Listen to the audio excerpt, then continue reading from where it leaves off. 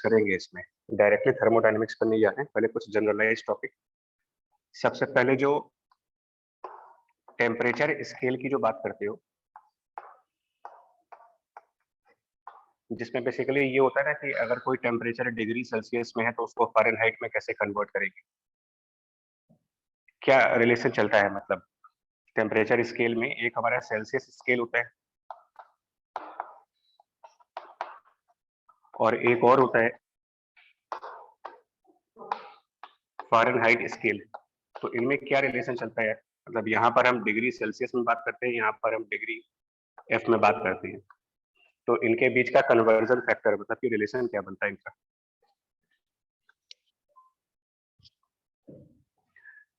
जैसे कि हम लोग बात करें तो हमारा जो बॉडी टेम्परेचर होता है, नॉर्मल बॉडी टेम्परेचर, अगर फीवर ना हो मुझे तो around body temperature 98.6 degree Fahrenheit बोलते हो आप, नॉर्मल बॉडी टेम्परेचर।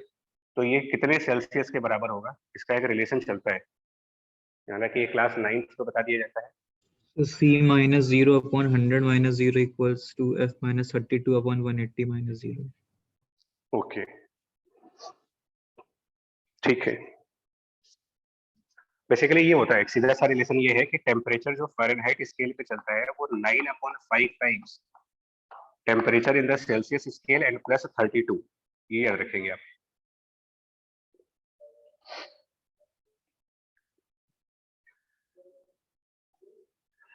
जिस चांसेस है और इसके ऊपर भी कभी क्वेश्चन आ जाए, आसान सा क्वेश्चन है फॉर्मूले के ऊपर, तो आपको अगर फ़ारेनहाइट को सेल्सियस में कन्वर्ट करना हो तो 98.6 जो एवरेज बॉडी का टेम्परेचर होता है without fever, T Celsius and plus 32, इसको जब आप कैलकुलेट करोगे ना तो ये approximately this is 5/9 into 98.6 minus 32, जो समवेयर अराउंड 37 डिग्री सेल्सियस आता है। हम लोग की बॉडी का एवरेज टेम्परेचर 37 डिग्री सेल्सियस है। इसके ऊपर क्वेश्चन को आ जाए, सो रिलेशन को ध्यान रखना है 9/5 TC प्लस 32। और कभी कभी इस रिलेशन के डेरिवेशन पर भी क्वेश्चन आता है, मतलब ये जो रिलेशन है ये एस्टेब्लिश कैसे होता है, 9/5 TC प्लस 32 कहाँ से बनता है। तो ये ऐसा होता है यार कि जो सेल्सियस स्केल और फ़ारेनहाइट स्केल्स में डिफरेंस है वो ये होता है कि सेल्सियस स्केल में जो आइस होते हैं, आइस के करस्पॉन्डिंग 0 डिग्री सेल्सियस दिखाया जाता है, और फ़ारेनहाइट स्केल में उसी आइस के करस्पॉन्डिंगली हम लोग 32 डिग्री दिखाते हैं। मतलब टेम्परेचर ऑफ आइस सेल्सियस में 0 लिया गया है, फ़ारेनहाइट में 32 लिया गया है। और बॉइलिंग वाटर,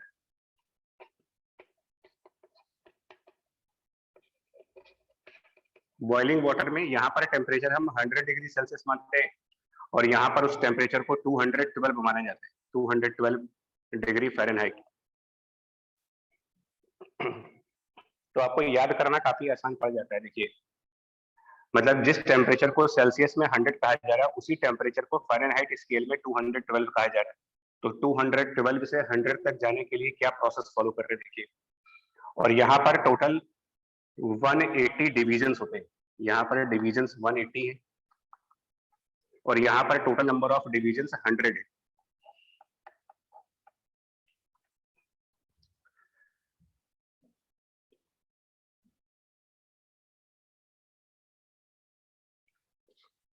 यहाँ तक ठीक है, आपको बात समझ में आ रही है यहाँ तक?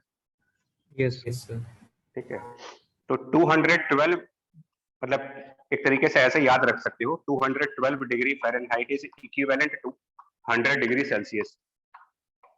तो 212 से 100 जाने के लिए मुझे क्या करना पड़ेगा, 212 माइनस 32 वो 180 हो गया और उसको 5/9 से मल्टीप्लाई कर दीजिए तो ये 100 आ जाता है। मतलब जितना फ़ारेनहाइट में है उसमें 32 लेस कर दीजिए, जो फ़ारेनहाइट है उसमें 32 लेस कर दीजिए और उसको 5/9 से मल्टीप्लाई कर दीजिए। मतलब temperature in the Fahrenheit scale -32 और उसको मल्टीप्लाई कर दो 5/9 से, ये बन जाता है temperature in the Celsius scale. तो ये मे भी ऐसा क्वेश्चन कभी बन जाए।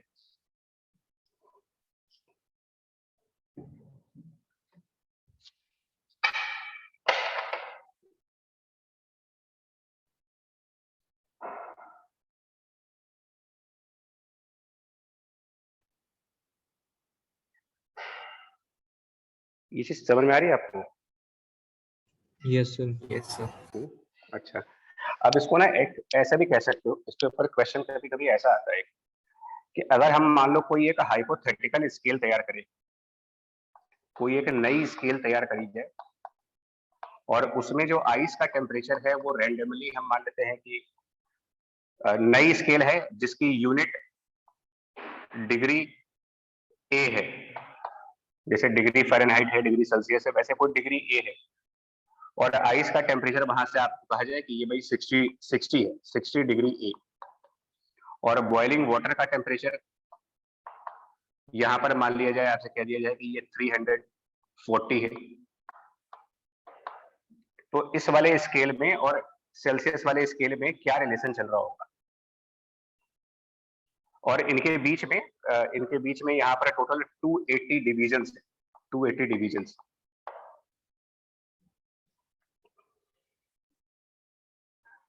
तो इसको ध्यान रखिएगा, आपको सेल्सियस में और इसमें जब रिलेशन निकालने को भी आ सकता है, मतलब डिराइव करने को भी आ सकता है, प्रोसेस समझना होता है। जो चीज यहाँ 0 है वो यहाँ 32 है, वो यहाँ 60 है, मतलब ऑलरेडी जो 0 है वो 60 ज्यादा चल रहा है। तो अगर इस स्केल में, मतलब टेम्परेचर इन दिस स्केल ए, उसमें से अगर हम 60 माइनस कर देते, बिकॉज ये 0 से 60 ज्यादा है, तो यहाँ से पीछे आने के लिए, मतलब इससे वापस सेल्सियस में जाने के लिए 60 लेस करेंगे तब 0 आएगा। तो जो भी टेम्परेचर इस स्केल में होगा उसमें पहले 60 लेस कर देते हैं, इनटू यहाँ पर हमने 5/9 मल्टीप्लाई किया है। एक्चुअली ये 5/9 का फिगर कहाँ से आ रहा है, देखो 5/9 की फिगर, ये इनके डिविजन्स का रेशियो बनता है। 100/180 ये आपका आ रहा है 5/9। सेम प्रोसेस यहाँ फॉलो करोगे, 100 डिवीजन यहाँ 280, तो 100 और 280 का रेशियो फाइंड करेंगे, 100/280,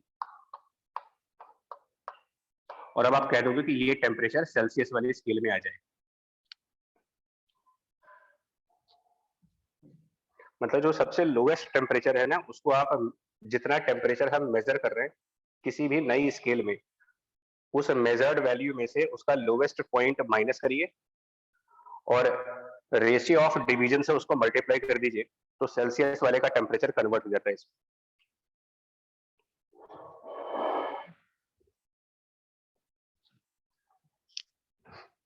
क्लियर हुआ ये चीज? Yes sir. क्लियर हुआ है?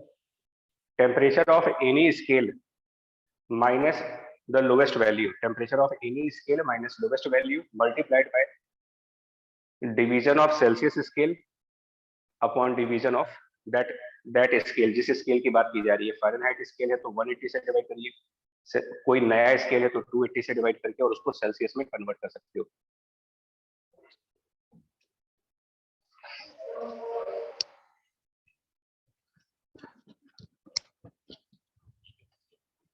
इसके बाद दूसरा जनरल पॉइंट आता है थर्मोडायनेमिक्स में, वो होता है इफेक्ट ऑफ हीट। तो इफेक्ट ऑफ हीट जो होता है वो अलग अलग तरीके से मिलता है मुझे। इफेक्ट ऑफ हीट हम अलग अलग देखेंगे, जैसे कि अगर हम सॉलिड्स की बात करेंगे तो सॉलिड्स में जो हीट का इफेक्ट है वो थर्मल एक्सपेंशन के फॉर्म में आता है, मतलब उनकी लेंथ, एरिया, वॉल्यूम ये सब बदलते हैं।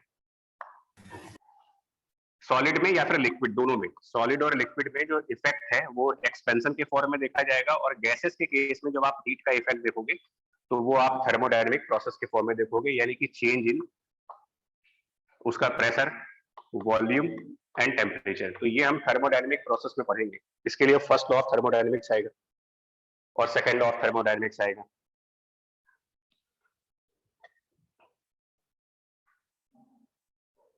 इसमें दो होते हैं, सॉलिड एंड लिक्विड में या तो थर्मल एक्सपेंशन का फिनोमेना मिलता है या फिर राइज ऑफ टेम्परेचर का फिनोमेना मिलता है, जो कैलोरीमेट्री पे पढ़ोगे, या फिर उसमें फेज चेंज होता है, मतलब transformation from liquid to gas, solid to liquid, ये सब चीजें। तो ये आपके जनरलाइज टॉपिक्स हैं, miscellaneous topics, thermal expansion, calorimetry.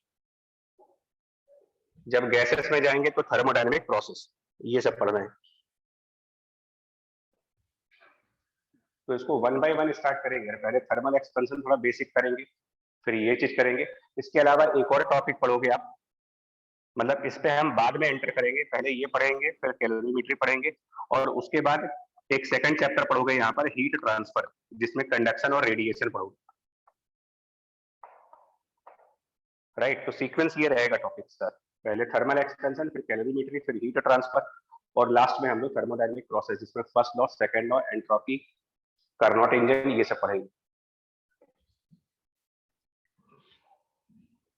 तो स्टार्ट कर रहे हैं। Like first chapter is the thermal expansion, solids में या फिर लिक्विड में।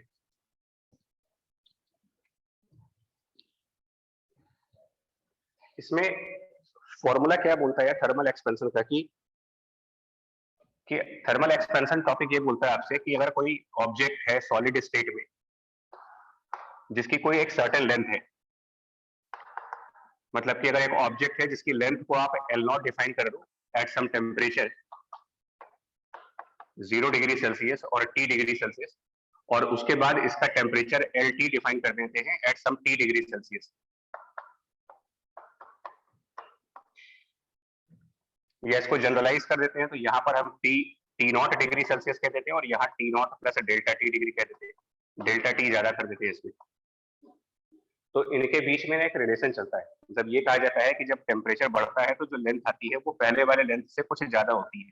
ओरिजिनल लेंथ अगर L0 थी तो उसमें कुछ एक्स्ट्रा लेंथ आएगी टेम्परेचर बढ़ने की वजह से, और इस एक्स्ट्रा लेंथ का भी एक फॉर्मूला दिया जाता है, that change of length is equal to the original length L0 into जो चेंज ऑफ टेम्परेचर है, और साथ में एक और टर्म मल्टीप्लाई करते हो आप, original length into change of temperature multiplied by one more factor alpha, जिसमें अल्फा को आप कह देते हो कोफिशिएंट ऑफ लीनियर एक्सपेंशन।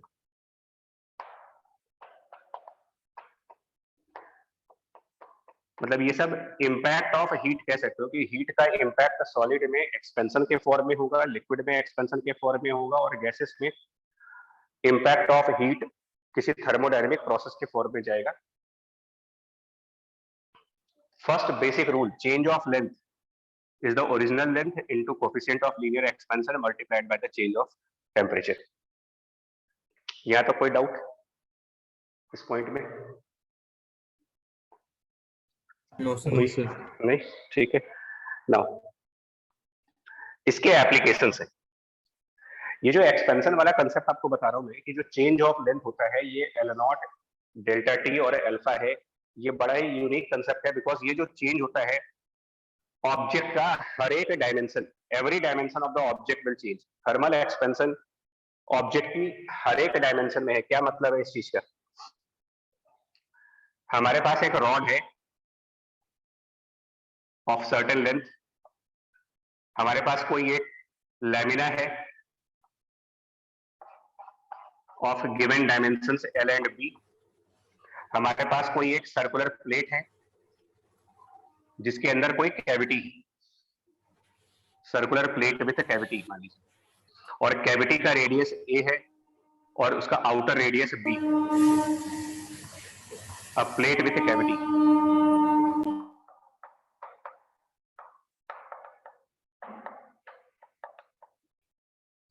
तो कंसेप्ट ये बोलता है कि जब आप इनमें टेम्परेचर्स बढ़ाते हो, किसी भी टाइप की बॉडी हो, चाहे वो 1 डायमेंशन की हो, चाहे वो 2 डायमेंशन की हो, चाहे वो 2 dimension body with some cavity हो, या फिर वो 3 डायमेंशन की बॉडी, क्यूबॉइड, क्यूबिकल शेप का, किसी भी तरीके का, स्फेरिकल, सिलिंड्रिकल, कैसा भी 3D ऑब्जेक्ट, और इसकी इतनी एक लेंथ है, L है, B है और H है। तो रूल ये कहता है कि जब आप टेम्परेचर को राइज करोगे तो लेंथ बढ़ेगी, मतलब कि नए टेम्परेचर पे जब जाएंगे तो ये लेंथ पहले से कुछ ज्यादा हो जाएगी और ये एक्स्ट्रा डेल्टा L लेंथ आएगी। इसी तरीके से जब आप किसी 2D ऑब्जेक्ट को एक्सपैंड करोगे, मतलब थर्मल एक्सपेंशन होगा, तो इसकी लेंथ भी बढ़ेगी और इसकी ब्रेड्थ भी बढ़ेगी, मतलब इसमें एक्सपेंशन दोनों साइड पर होगा। तो इसको हम ऐसे रिप्रेजेंट करके दिखा रहे हैं, लेंथ वाली साइड डेल्टा L से एक्सपेंड कर जाएगी और ब्रेड्थ वाली साइड डेल्टा B से एक्सपेंड कर जाएगी, मतलब जितनी डायमेंशंस हैं वो सारी डायमेंशंस एक्सपेंड होती है। सर्कुलर प्लेट विथ कैविटी में जब जाओगे तो इसमें भी सेम रूल होता है कि जो कैविटी है वो भी एक्सपेंड होगी मतलब जिस कैविटी का साइज ए था उस कैविटी का नया साइज पहले से कुछ ज्यादा होगा, एक्सपेंशन आएगी कैविटी में,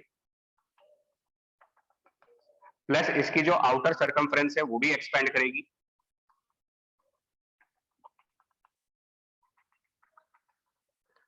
आउटर सर्कमफ्रेंस का एक्सपेंशन डेल्टा बी से डिनोट करेंगे और कैविटी की रेडियस का एक्सपेंशन मतलब कि इनर सरफेस का एक्सपेंशन उसको हम डेल्टा ए से डिनोट करेंगे।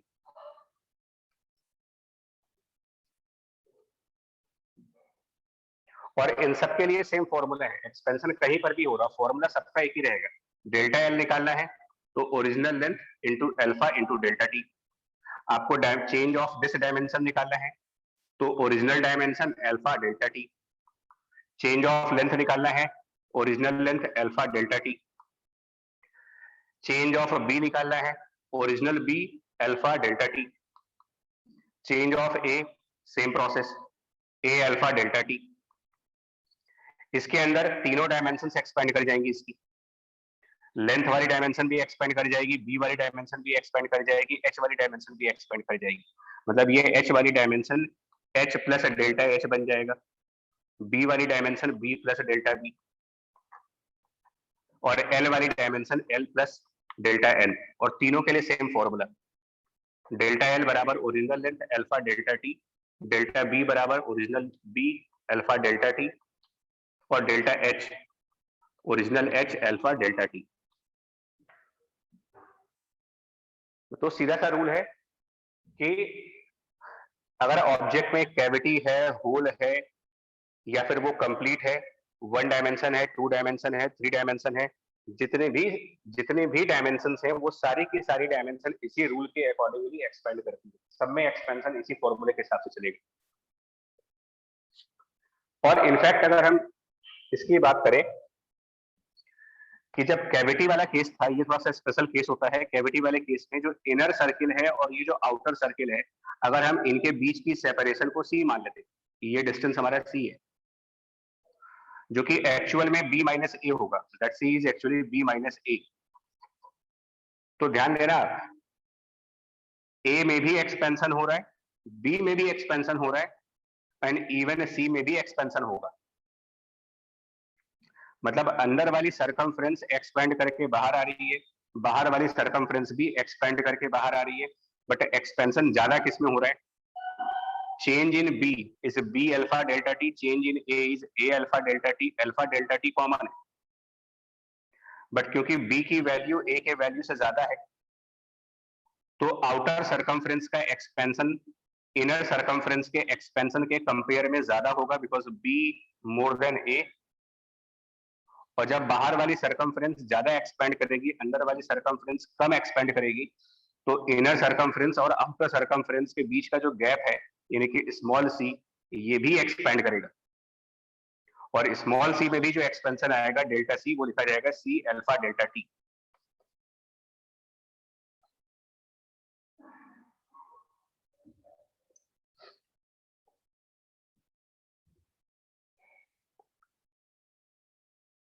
क्लियर पॉइंट यहां तक? क्या कोई डाउट है तो पूछिए।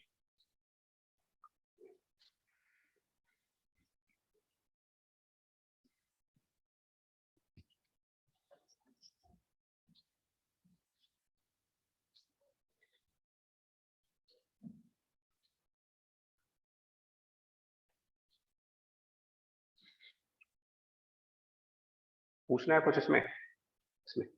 No sir. ठीक, ओके। नाउ इसमें 2D वाले ऑब्जेक्ट में अगर हम इसका नया एरिया फाइंड करते हैं, मतलब पहले वाला एरिया और बाद वाला एरिया, बिकॉज जब डायमेंशंस एक्सपेंड होंगे तो एरिया भी एक्सपेंड कर जाएगा। तो पहले वाला एरिया आप रखोगे L इंटू बी और बाद में जो एरिया बनेगा वो पहले वाले एरिया से कुछ ज्यादा होगा। तो नया वाला एरिया निकालने के लिए इसकी नई डायमेंशंस L प्लस जो उसमें चेंज आया है L अल्फा डेल्टा टी, और इसकी नई वाली डायमेंशन B जो कि प्रीवियस डायमेंशन B प्लस उसमें जो चेंज आएगा B अल्फा डेल्टा टी का। दोनों इक्वेशंस को माइनस कर दीजिए, मतलब a प्लस डेल्टा ए में से a को माइनस कर दें अगर, तो यहां से एक रिलेशन प्रूफ होता है आपका कि डेल्टा a की जो वैल्यू मिलेगी आपको LB two alpha delta T. हाँ डेल्टा a जो आएगा, राइट, वो आता है L B into 2 alpha into delta T. Actually यहाँ पर जो एक अप्रोक्सीमेशन लगाया जाता है, जब आप इसको मल्टीप्लाई करते हो ना, तो ये L B plus L alpha delta T into B plus L B alpha delta T और प्लस एक टर्म आता है L into B alpha square delta T square.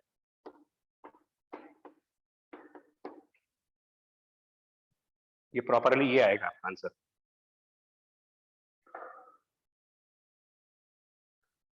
But होता क्या है कि हम लोग कैलकुलेशंस के टाइम पर ये जो अल्फा स्क्वायर वाले टर्म्स हैं इनको नेगलेक्ट कर देते हैं,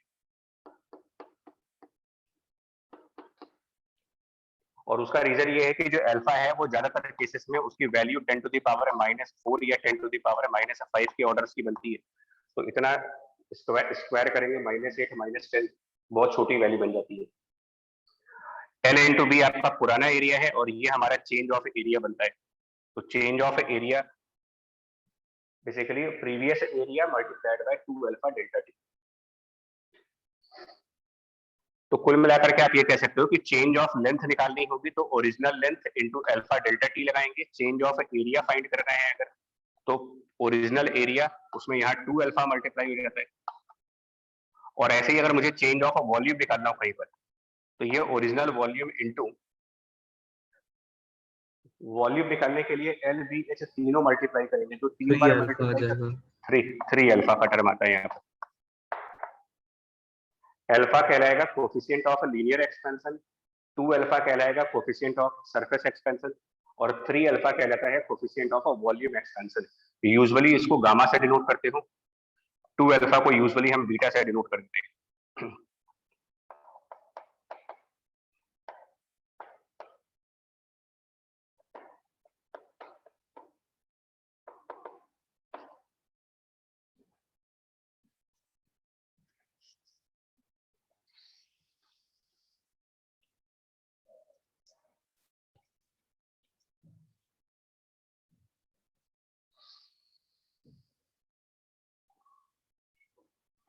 और इनको अगर हम डिफरेंशिएशन के फॉर्म में लिखना चाहें, मतलब कि कैलकुलस के फॉर्म में, तो कैलकुलस के फॉर्म में ये रिलेशंस ऐसे लिखे जा सकते हैं। डेल्टा एल को हम डीएल कह सकते हैं, तो dL equals to L alpha dt। Calculus के फॉर्म में इसको लिखा जा सकता है dA equals to A into beta, beta is 2 alpha into dt। और कैलकुलस के फॉर्म में डीवी की वैल्यू v इंटू गामा और dt, गामा इज 3 अल्फा।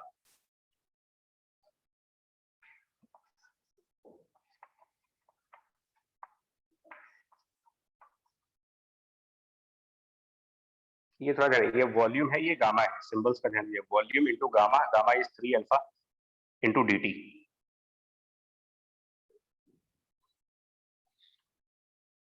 और जब लेंथ, एरिया और वॉल्यूम एक्सपेंड होंगे तो साथ में डेंसिटी पर भी फर्क आता है। डेंसिटी पे फर्क आएगा because mass is a volume into density. Mass constant रहेगा हमेशा। अब यहाँ पर हम कैलकुलस का यूज करने जा रहे हैं, इसको डिफरेंशिएट करें अगर तो differentiation of a mass will be volume into differentiation of the density plus density into differentiation of the volume. DM 0 है बिकॉज मास में कोई चेंज नहीं आता कभी। तो यहां से डी ऑफ रो की वैल्यू बनती है minus rho dV divided by V. और डीवी की वैल्यू रख सकते हो dV equals to volume gamma dt। तो डीवी की वैल्यू जब यहाँ पर रिप्लेस करेंगे तो हमारे को एक और रिलेशन मिलता है चेंज ऑफ डेंसिटी का। Change of density is minus rho gamma and dt। Minus and ध्यान देना होगा बिकॉज इसका मतलब ये होता है कि अगर वॉल्यूम बढ़ेगी तो नेचुरल सी बात है डेंसिटी को कम होना पड़ेगा, ज्यादा वॉल्यूम में सेम मास जाएगी।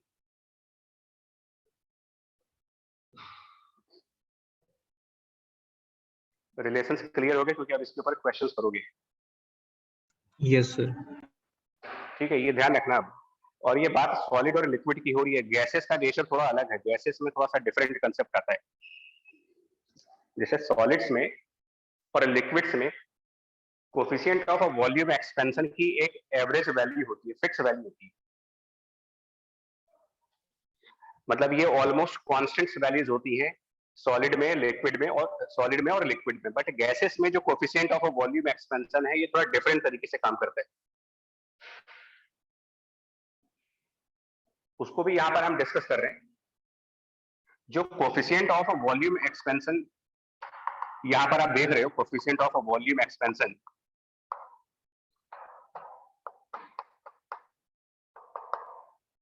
तो वो चीज बेसिकली क्या बन रही है, अगर हम कैलकुलस के फॉर्म में देखें तो गामा, जिसको कि हम कोफिशिएंट ऑफ वॉल्यूम एक्सपेंशन कह रहे हैं, this is dV divided by we,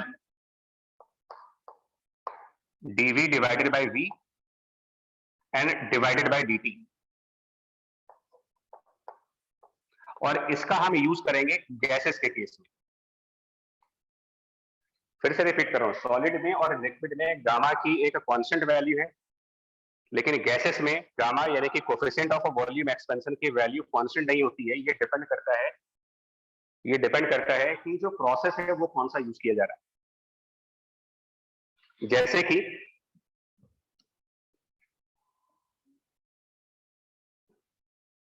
आप यहां तक नोट कर लो, फिर बताएं यार, कोई जगह नहीं है ना, ये अगर नोट कर लिया तो कर लिया। अब हम इसके ऊपर फोकस कर रहे हैं, बिकॉज ये चीज थोड़ी सी थर्मोडायनेमिक में गैसेस की तरफ जाएगी, और इसके ऊपर क्वेश्चंस एडवांस और मेंस दोनों में आते हैं सिंपल फॉर्मूले के ऊपर। तो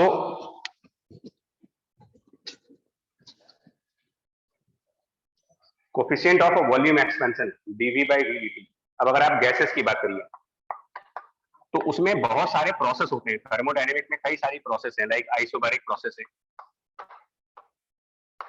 प्रोसेस आइसोकोरिक भी होते हैं जिसमें वॉल्यूम कांस्टेंट रखते हैं, प्रोसेस आइसोथर्मल भी होते हैं, कुछ प्रोसेसेस एडियाबैटिक भी होते हैं। अब अगर इन सब के लिए आपको coefficient of volume expansion find out करना हो तो क्या बनेगा, COVE, विच इज मतलब कि coefficient of volume expansion, COVE। मतलब सॉलिड में लिक्विड के coefficient of volume expansion process पे डिपेंड नहीं करते, लेकिन गैसेस की coefficient of volume expansion process पे डिपेंड करती है कि आप कौन सा थर्मोडायनेमिक प्रोसेस यूज कर रहे हो। तो अगर हम आइसोबैरिक प्रोसेस यूज कर रहे हैं, जिसका मतलब कि प्रेशर कांस्टेंट चल रहा है उस प्रोसेस में, तो ideal gas equation PV equals to nRT अगर हम यूज करें और इसको डिफरेंशिएट करें, आइडियल गैस इक्वेशन को डिफरेंशिएट करें जिसमें प्रेशर P कांस्टेंट है, तो pressure P multiplied by dV is n into R multiplied by dt। यहां से मुझे dV डिवाइडेड बाय dt की वैल्यू मिल जाती है, और dV बाय dt की वैल्यू मिलती है nR divided by P if pressure P is constant. dV by dt is nR divided by P, तो आपको dV बाय dt मिल गया यहाँ पर, तो dV बाय dt, और उसको वॉल्यूम से डिवाइड कर देते हैं, सो ये आंसर बन जाएगा nR by P which is dV by dt and divided by this volume V। अब ये पूरी चीज क्या बन जाती है, nR अपॉन PV की अगर हम बात करें, nR by PV, this total becomes nR by PV का मतलब ये हो गया 1 डिवाइडेड बाय टेम्परेचर। समझ आया यहाँ तक? Yes sir. मतलब क्या हुआ इसका कि क्या coefficient of volume expansion for a gas, ideal gas during isobaric process constant हुआ या फंक्शन ऑफ टेम्परेचर हुआ? Function of temperature. समझ आ गया? टेम्परेचर पे डिपेंड 1/T है, मतलब कि जैसे जैसे गैस का टेम्परेचर बढ़ेगा उसका कोफिशिएंट ऑफ वॉल्यूम एक्सपेंशन कम होता जाएगा। क्या मतलब हुआ इसका? टेम्परेचर बढ़ने पर coefficient of volume expansion reduce कर रहा है। इसका मतलब क्या हुआ? हायर टेम्परेचर पर गैसेस के अंदर जो वॉल्यूम चेंज होती है वो कम आएगी, और लोअर टेम्परेचर पर गैसेस में जो वॉल्यूम चेंज होगी वो ज्यादा होगी। Percentage change of the volume at low temperature will be high and percentage change of volume at high temperature will be low, because high temperature पे कोफिशिएंट ऑफ एक्सपेंशन कम होता जा रहा है, मतलब कि एक्सपेंड करने की टेंडेंसी कम हो रही होगी। तो इसमें न्यूमेरिकल भी पूछ सकते हो और थ्योरेटिकल ऑब्जेक्टिव भी पूछ सकते हैं। बात करते हैं आइसोकोरिक प्रोसेस की, जहां पर के वॉल्यूम कांस्टेंट है, तो दैट मींस इसमें कोई वॉल्यूम एक्सपेंशन है ही नहीं। जब वॉल्यूम कांस्टेंट तो there is no expansion, dv 0, coefficient of volume expansion 0। बात करिए आइसोथर्मल प्रोसेस की, जहां पर टेम्परेचर कांस्टेंट है, कोएफिशिएंट ऑफ वॉल्यूम एक्सपेंशन क्या रहेगा यहाँ पर? टेम्परेचर कांस्टेंट मतलब कि dt की वैल्यू 0, और अगर dt की वैल्यू 0, डिनोमिनेटर 0, दैट मींस की coefficient of volume expansion infinite. Adiabatic process के अंदर अगर हमें कोएफिशिएंट ऑफ वॉल्यूम एक्सपेंशन चाहिए, या इस तरीके के किसी भी प्रोसेस में कोएफिशिएंट ऑफ वॉल्यूम एक्सपेंशन निकालने को आ सकता है, तो यहां पर एडियाबैटिक प्रोसेस एक स्पेशल इक्वेशन दी जाती है इसके लिए। Specific equation of adiabatic process is pressure P and volume to the v की power power gamma. Gamma equal to constant. लेकिन हाँ बस अब ये थोड़ा ध्यान है, क्योंकि गामा यहाँ पर भी लिख रहे हैं और गामा यहाँ पे लिख रहे हैं, ये दोनों गामा अलग अलग है। ये gamma coefficient of volume expansion है, लेकिन जो वॉल्यूम के ऊपर गामा है ये बेसिकली Cp/Cv होता है, मतलब कि एडियाबैटिक एक्सपोनेंट बोलते हैं इसको। तो इसको हम गामा ए लिख दे रहे हैं, gamma A, which means gamma for the adiabatic process, जैसे डिफरेंशिएट करने के लिए बता, दोनों गामा एक जैसे जाते हैं। और ये जो गामा ऑफ एडियाबैटिक प्रोसेस है ये बेसिकली Cp/Cv के फॉर्म में होता है, ये आगे देख लेंगे Cp/Cv क्या है, ये आगे बता देंगे आपको। फिलहाल इसका कोएफिशिएंट ऑफ वॉल्यूम एक्सपेंशन निकालना है। तो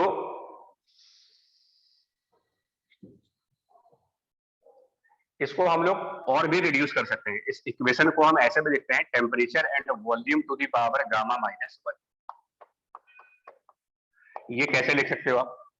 प्रेशर P को रिप्लेस कर लीजिए nRT डिवाइडेड बाय V से, nRT बाय V से, तो ये रिलेशन बन जाता है यहाँ पर। अब इसको डिफरेंशिएट कर लेते हैं, और क्यों डिफरेंशिएट कर रहे हैं? बिकॉज मुझे dV/dt चाहिए। तो इसको जब डिफरेंशिएट करते हैं प्रोडक्ट रूल लगा करके, तो T differentiation of v to the power gamma -1, so it is gamma -1 v to the power gamma -2 and dv differentiation by the product rule plus v to the power gamma -1 and differentiation of temperature यानी कि dt, this total value is 0। यहां से पता करते हैं कि dv/dt कितना आएगा। यहाँ पर dv है और यहाँ dt है, तो what is dv/dt?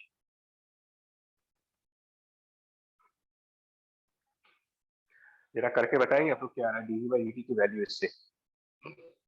मतलब आपको पूरा ये सॉल्व करना है, dv/dt डिवाइडेड बाय v, ये पूरा टर्म इसके थ्रू कितना आएगा, उसको सिंप्लीफाई करेंगे।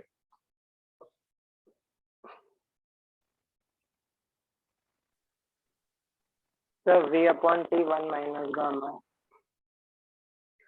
तो ये पूरा कितना आ जाएगा, मतलब अपॉन v भी है।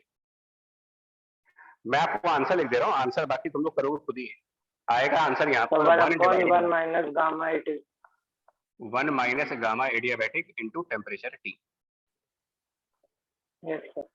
Yes sir. ये बनेगा एडियाबैटिक प्रोसेस के लिए कोएफिशिएंट ऑफ वॉल्यूम एक्सपेंशन,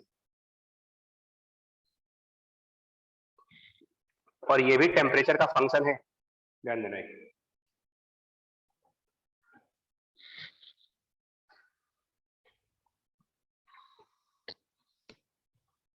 अब मैं ये तो आपके 4 फेमस प्रोसेसेस हैं। मान लो आपसे क्वेश्चन कहा जाए प्रॉब्लम के फॉर्म में कि कोई एक प्रोसेस है जिसकी कोई एक इक्वेशन दी जाती है, process given by volume and temperature cube as a constant value. Suppose कोई एक प्रोसेस है जो दिया जा रहा है आपको v × t⁻³ इज कांस्टेंट। अब इसका कोएफिशिएंट ऑफ वॉल्यूम एक्सपेंशन क्या होगा? इस प्रोसेस के लिए कोएफिशिएंट ऑफ वॉल्यूम एक्सपेंशन की वैल्यू, उसकी कोई एक इक्वेशन दी गई है। तो हमारा अल्टीमेट एम ये है कि मुझे dv/dt चाहिए। तो जो ये इक्वेशन दी है इसको डिफरेंशिएट करेंगे। अब इसको जब डिफरेंशिएट करेंगे तो कुछ ऐसा टर्म आएगा, तो vt³ को डिफरेंशिएट करेंगे प्रोडक्ट रूल लगाते हुए, तो t³ × dv plus 3t² v dt। Verify करना डिफरेंशिएशन सही किया नहीं किया, प्रोडक्ट रूल लगा के। Yes sir. चलिए, तो अब बताइए क्या बन रहा है, dv अपॉन v dt, यही से आएगा। यहाँ dv भी है, यहाँ v है, यहाँ dt है, तो आपको dv divided bye v dt चाहिए।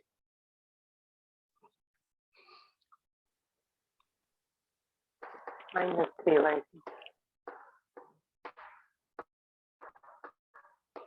ये वैल्यू जो बनेगी ना dv divided bye v dt, तो ये -3 डिवाइडेड बाय t। T। क्या मतलब हुआ, माइनस में आ रहा है, coefficient of volume expansion negative आ सकता है कि नहीं आ सकता है? Theoretical question, can we have a negative coefficient of volume expansion for a gas?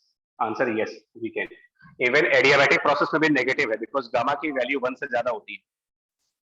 तो गामा अगर 1 से ज्यादा है, इसका मतलब coefficient of volume expansion negative है।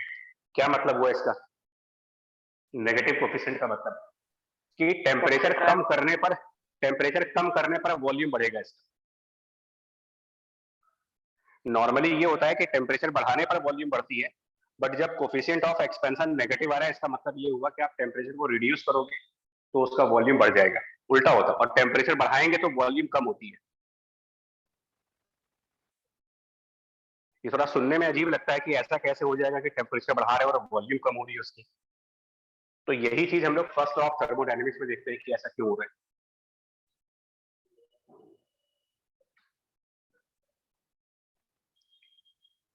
क्वेश्चन क्लियर हुआ ये? Yes sir. Yes, sir. चलिए एक और प्रैक्टिस कर दे रहा हूं। जरूरी नहीं है कि इक्वेशन आपको वॉल्यूम टेम्परेचर में ही दिया जाए, इक्वेशन किसी और पैरामीटर में भी दिया जा सकता है। फॉर एग्जांपल मैं आपको इक्वेशन दे रहा हूं, pressure and volume square is constant, और पूछा जा रहा है कि इसका कोएफिशिएंट ऑफ वॉल्यूम एक्सपेंशन क्या होगा। ये कोई जरूरी नहीं कि आपको हर बार वॉल्यूम टेम्परेचर रिलेशन दिया जाए, हो सकता है प्रेशर वॉल्यूम रिलेशन दिया जाए, हो सकता है रिलेशन किसी और दो पैरामीटर्स के बीच में दिया गया।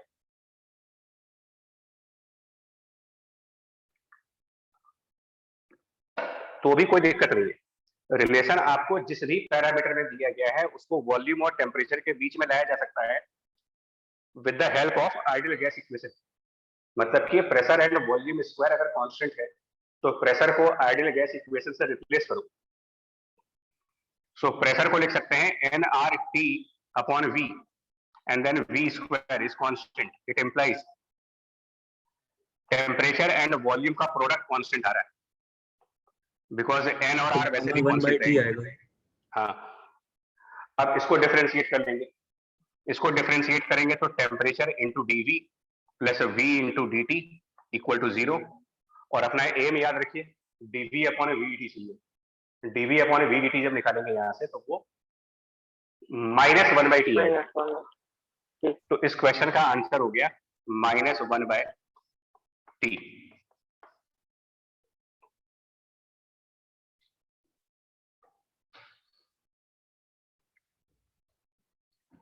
यहाँ तक पॉइंट क्लियर?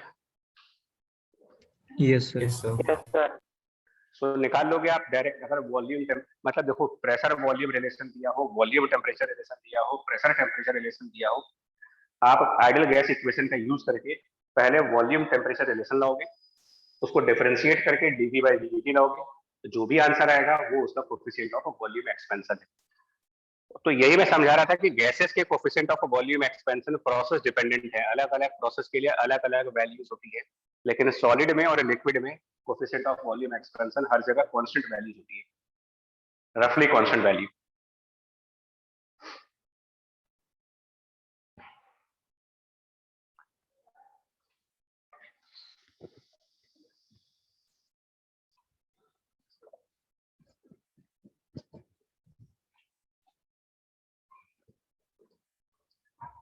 एक और जनरल पॉइंट डिस्कस करने जा रहे हैं जो थोड़ा सा इलास्टिसिटी से रिलेटेड है, और इलास्टिसिटी से रिलेटेड टॉपिक ये कहता है, क्योंकि उसका भी यूज है, देखिए इलास्टिसिटी वाले का भी यूज करना है इस चैप्टर में।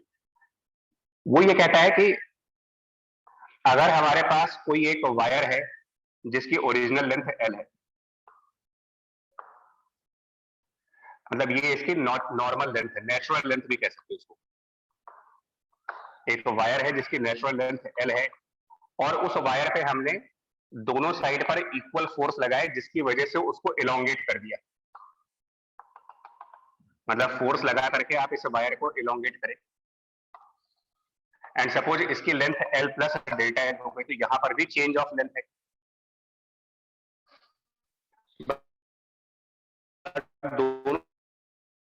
दोनों में डिफरेंस है। इलास्टिसिटी में जो लेंथ चेंज होती है उसका कॉज कुछ और थर्मल एक्सपेंशन में जो लेंथ चेंज होती है उसका कॉज कुछ और है।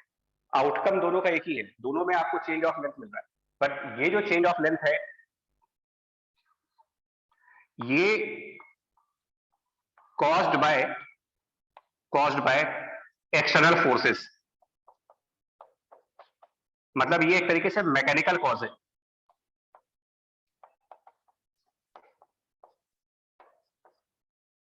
कॉज मैकेनिकल है, फोर्स लगाएंगे तो लेंथ बढ़ेगी। और यहां पर एक रूल कहता है कि जिस एंड पर आपने फोर्स लगाई थी अगर उसका एरिया कैपिटल ए हो, एरिया कैपिटल ए, तो applied force F divided by this area A, एक टर्म डिफाइन करते हैं, इसको स्ट्रेस का नाम देते हैं। और change of length by the original length, इसको हम लोग स्ट्रेन का नाम देते हैं। और हुक्स लॉ ऑफ इलास्टिसिटी में ये कहा जाता है कि स्ट्रेस बराबर Young's modulus into the strain, ये भी एक रूल पढ़ते हो आप।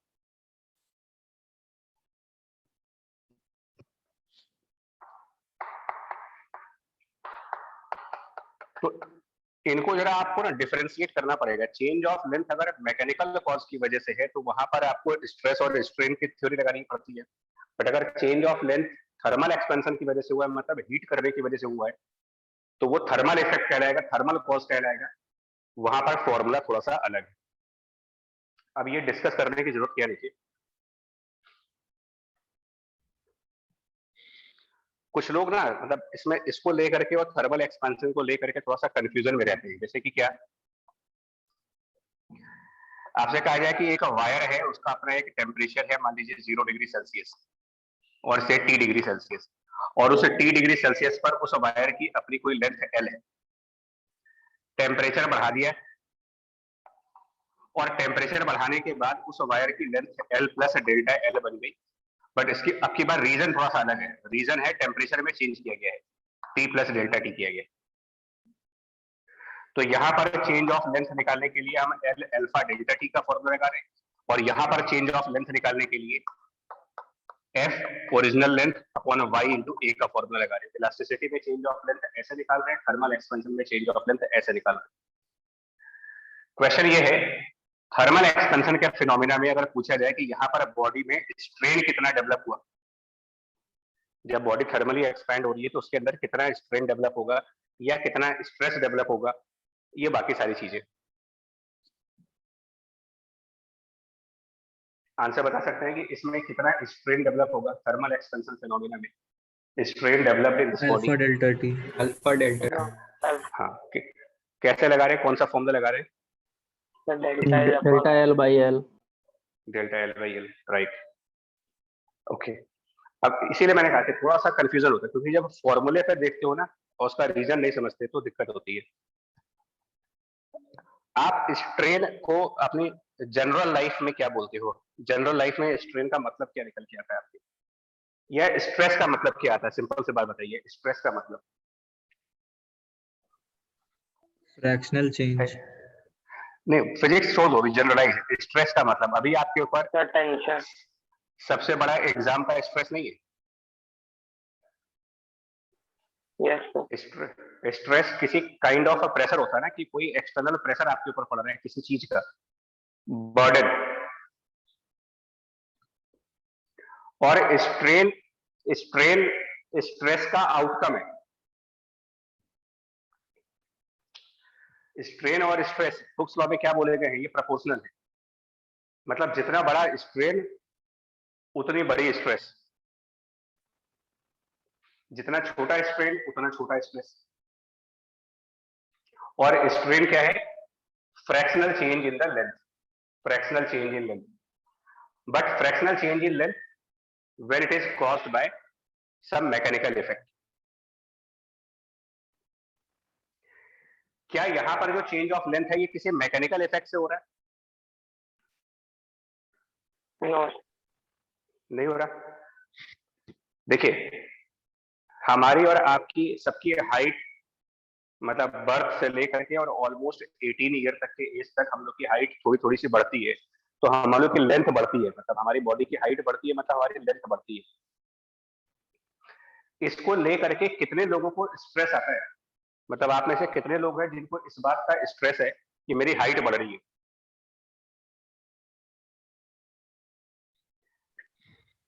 है किसी को प्रेशर है इस बात का, मतलब आपके माइंड में इस बात की टेंशन है कि मेरी हाइट बढ़ रही है?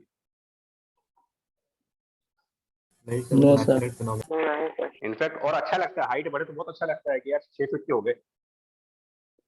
तो ना तो इस बात का कोई स्ट्रेस है, ना तो इस बात का कोई स्ट्रेन है। स्ट्रेन का मतलब होता है तनाव, मतलब उलझन टाइप की चीज।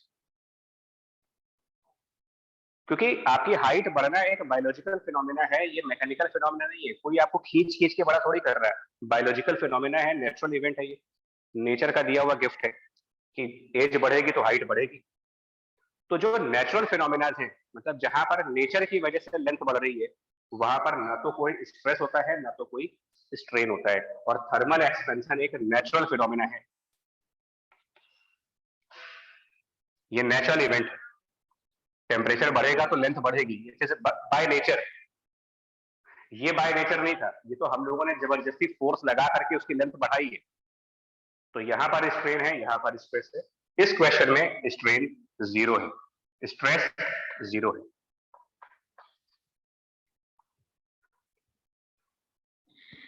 फॉर्मूले से मत देखना, फॉर्मूले में जाओगे तो फंस जाओगे। Delta L by L strain होता है, इसमें कोई प्रॉब्लम नहीं है, लेकिन ये तब होता है जब वो चेंज ऑफ लेंथ जबरदस्ती किया गया हो।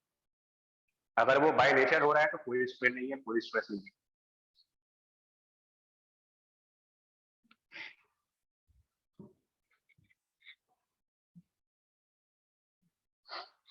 क्लियर पॉइंट, डिफरेंस क्लियर हुआ दोनों में? Yes sir. राइट। इलास्टिसिटी में चेंज ऑफ लेंथ फोर्स करके जा रहे हो, ये फोर्स नहीं लगाया था, अपने आप हो रहा है, होने दीजिए। लेंथ बढ़ रही है, बढ़ने दीजिए इसको।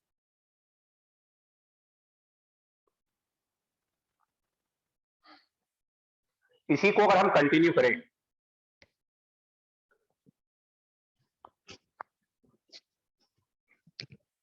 और अब आपसे कहा जाए कि एक वायर है जिसकी कोई लेंथ है सपोज L0 और टेम्परेचर उसका T0 है। T0 टेम्परेचर, लेंथ L0, और इसको हमने दो साइड पर क्लैंप कर दिया है, राइट लेफ्ट साइड पर क्लैंप कर दिया है इसको।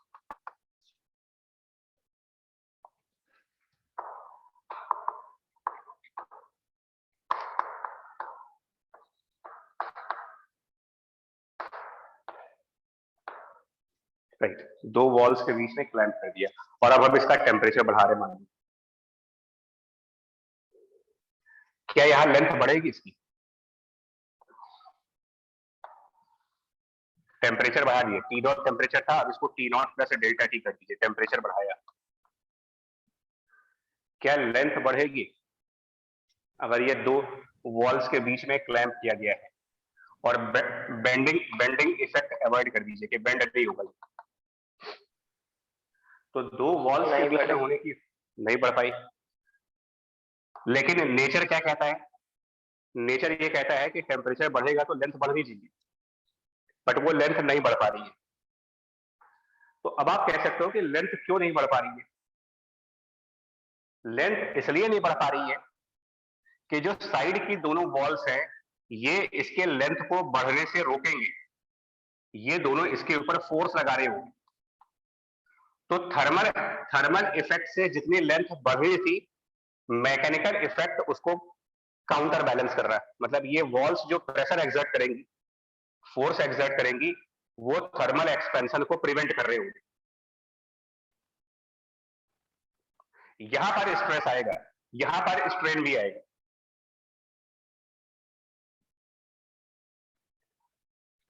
क्योंकि हमने एक नेचुरल फिनोमेना को स्टॉप किया है। नेचुरल फिनोमेना को स्टॉप करने का मतलब स्ट्रेन भी आएगा और स्ट्रेस भी आएगा।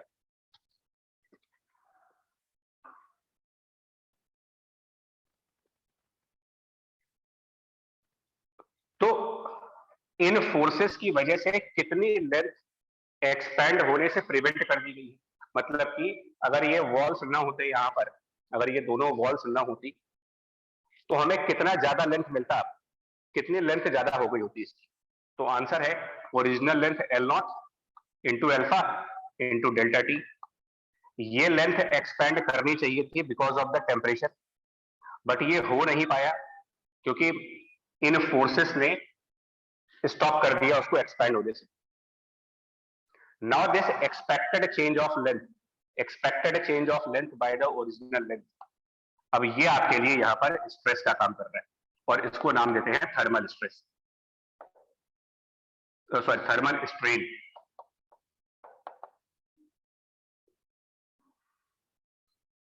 थर्मल स्ट्रेन का मतलब ये हुआ कि टेम्परेचर या हीट की वजह से जितनी लेंथ बढ़नी चाहिए थी उतनी नहीं बढ़ पाई, किसी फोर्स की वजह से वो एक्सपेंशन नहीं हो पाया, नाउ इसके अंदर स्ट्रेन है। So change of length, expected change of length by the original length defined as thermal strain.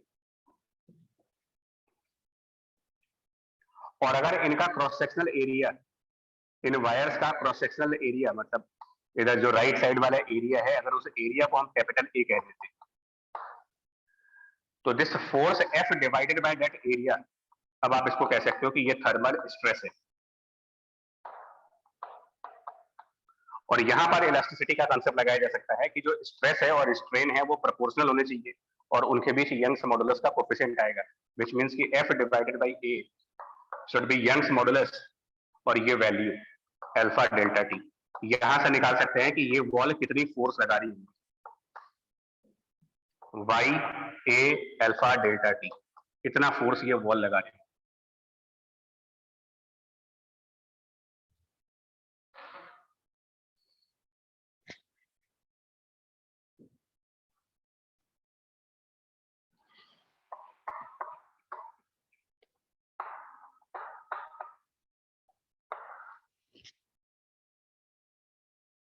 कोई डाउट? No sir. स्ट्रेन के बाद सर, हमने, हाँ जी सर इसमें रॉड बेंड होके नहीं एक्सपेंड हो सकती, हल्का से बेंड हमने हो मना जाए। हमने कहा ना कि हमने बेंडिंग को अवॉइड किया, मतलब एज्यूम किया है कि बेंडिंग नहीं, ये जंक्शन लिया हमने कि बेंडिंग नहीं हो पा रही किसी वजह से, मतलब हो सकता है कि हमने ऊपर नीचे कुछ स्टॉपर्स लगा रखे हो जिस वजह से ये मुड़ नहीं सकता। ओके ठीक है, सो आप डिफरेंस ध्यान रखिएगा, thermal expansion is a natural event, कोई स्ट्रेस और स्ट्रेन नहीं आएगा। हाँ, अगर हम थर्मल एक्सपेंशन को मैकेनिकल फोर्स लगा करके बंद कर देते हैं या इफेक्ट कर देते हैं तो स्ट्रेन और स्ट्रेस डेवलप होते हैं। इसका एक एग्जांपल मैंने ये दिखाया आपको, इसके ऊपर भी क्वेश्चन आ सकता है।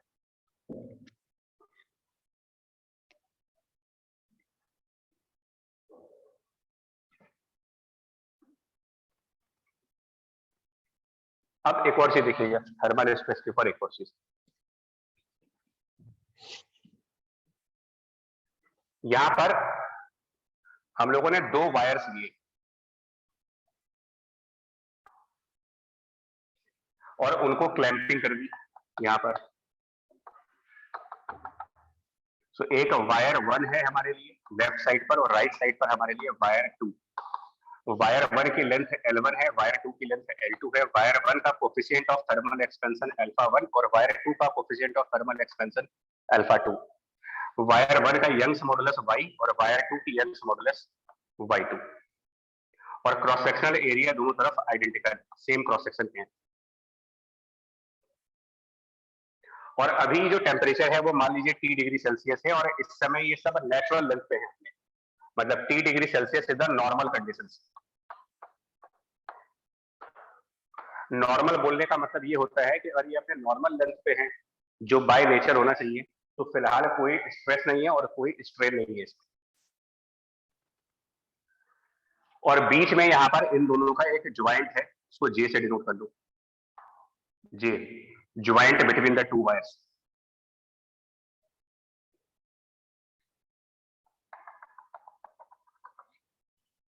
अब अगर हम टेम्परेचर बढ़ाएंगे मतलब T प्लस डेल्टा T पे जाएंगे,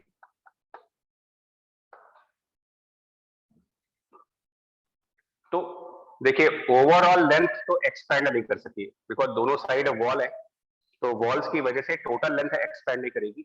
लेकिन जो इनके बीच का ये ज्वाइंट पॉइंट है ये राइट या लेफ्ट साइड पर डिस्प्लेस हो सकता है, मतलब कि ये एक पॉसिबिलिटी है यहाँ पर कि कोई एक वायर एक्सपेंड कर जाए और दूसरा वायर कंप्रेस कर जाए।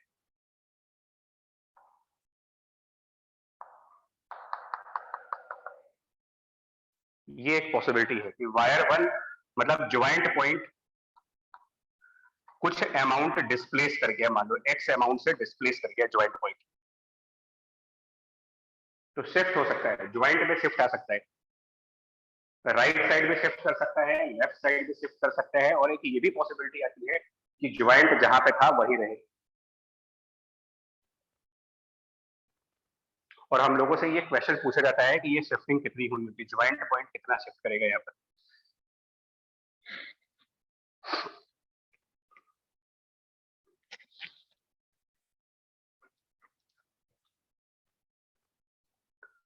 तो देखिए,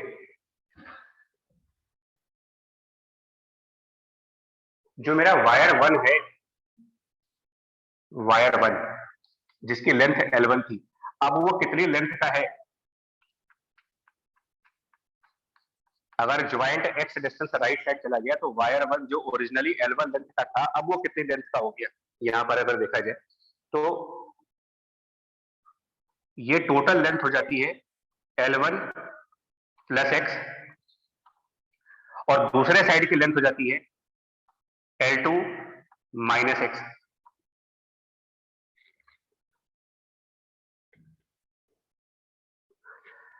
अब इसके अंदर स्ट्रेन डेवलप हो गया। स्ट्रेन क्यों डेवलप हो गया इसके अंदर?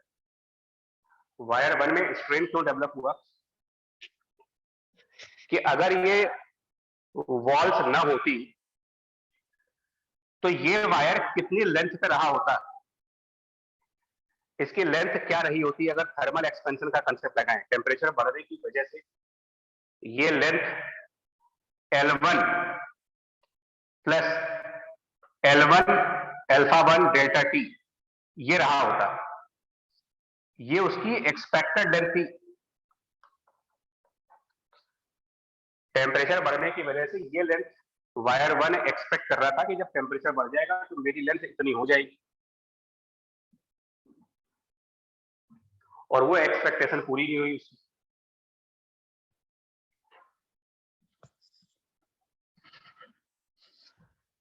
तो जितनी लेंथ थर्मल एक्सपेंशन से उसको अचीव करनी चाहिए थी, थर्मल एक्सपेंशन की वजह से उसको ये लेंथ अचीव करनी थी, वो उतना अचीव नहीं कर पाया और कुछ कम रह गया। और तभी तो स्ट्रेस आता है। स्ट्रेस दुनिया में किसी को भी, आपको या मेरे को, किसी को भी स्ट्रेस कब आता है? जब आप अपनी एक्सपेक्टेशन से नीचे रह जाते हो। जो एक्सपेक्ट किया वही मिल गया, फिर किस बात का स्ट्रेस आएगा आपको? वायर ने एक्सपेक्ट किया था कि टेम्परेचर बढ़ेगा तो मेरी लेंथ इतनी हो जाएगी, ऐसा कुछ हुआ नहीं, उसकी लेंथ L1 प्लस x रह गई। तो एक्सपेक्टेड रिजल्ट से करंट रिजल्ट के बीच में डिफरेंस है, और वो डिफरेंस कितना का है? Expected result minus current result का जो डिफरेंस है,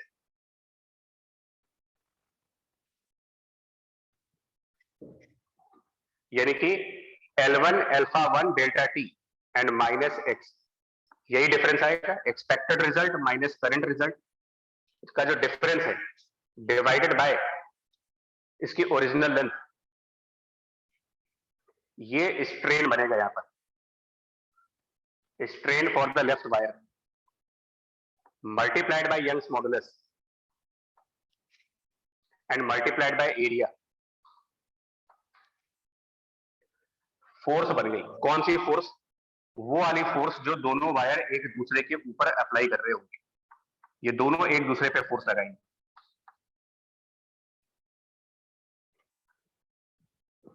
क्योंकि जब ये वाला वायर एक्सपैंड करना चाहेगा तो दूसरा वाला वायर उसको रेजिस्ट कर रहा होगा, क्योंकि अगर ये इधर जाना चाहेगा तो ये इसको कंप्रेस कर रहा होगा, मतलब उतना एक्सपैंड नहीं हो पाएगा जितना होना चाहिए था, कुछ कम एक्सपैंड होगा।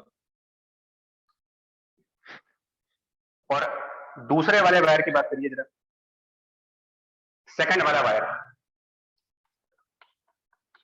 सेकंड वाला वायर टेम्परेचर बढ़ने के बाद अपनी लेंथ एक्सपेक्ट क्या कर रहा था वो, तो इसकी लेंथ एक्सपेक्टेड थी original length L2 plus L2 alpha 2 delta T। ये इतनी लेंथ को एक्सपेक्ट कर रहे थे कि टेम्परेचर बढ़ेगा तो मेरी लेंथ इतनी हो जाएगी, और हुआ क्या? L2 माइनस x हो गए। सो एक्सपेक्टेशन में और एक्चुअल रिजल्ट में जो डिफरेंस आ रहा है, एक्सपेक्टेड रिजल्ट और एक्चुअल रिजल्ट का डिफरेंस, मतलब इसमें से इसको माइनस करें तो वो डिफरेंस होगा L2 alpha 2 delta T plus x divided bye L2 और मल्टीप्लाइड बाय यंग्स मॉडुलस 2 और एरिया। ये इसके लिए फोर्स आ गया, बट ये दोनों फोर्सेस आपस में इक्वल होने चाहिए, बिकॉज दोनों एक्शन एंड रिएक्शन लॉ लग रहे हैं।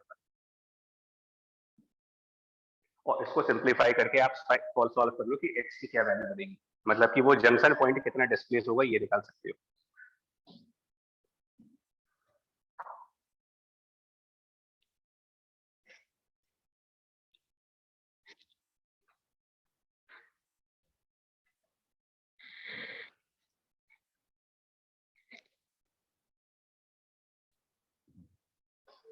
कोई डाउट इसमें? यहाँ पे x delta L1 minus delta L2 नहीं होगा?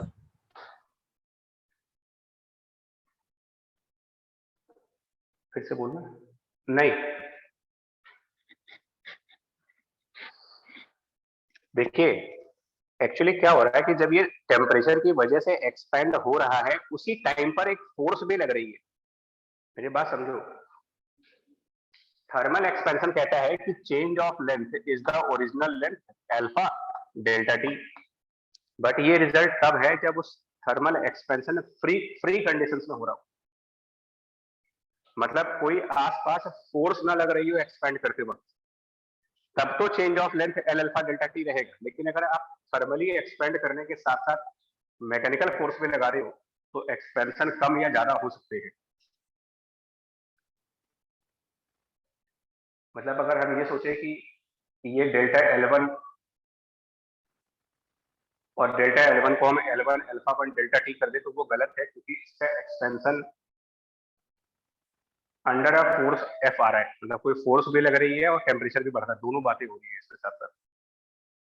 तो फोर्स उसको कंप्रेस करना चाहता है, टेम्परेचर उसको बढ़ाना चाहता है, तो टेम्परेचर की वजह से जितनी लेंथ बढ़नी चाहिए थी उतनी बढ़ नहीं पाएगी, उससे कुछ कम बढ़ेगी, इसीलिए एक्सपेक्टेड और एक्चुअल की बात की जा रही है बार बार। यस सर, समझ गया। थर्मल एक्सपेंशन से ये वायर की लेंथ बढ़नी चाहिए थी लेकिन नहीं बढ़ पाया क्योंकि बगल वाले वायर ने इसको कंप्रेस कर दिया, इसकी लेंथ को छोटा कर दिया।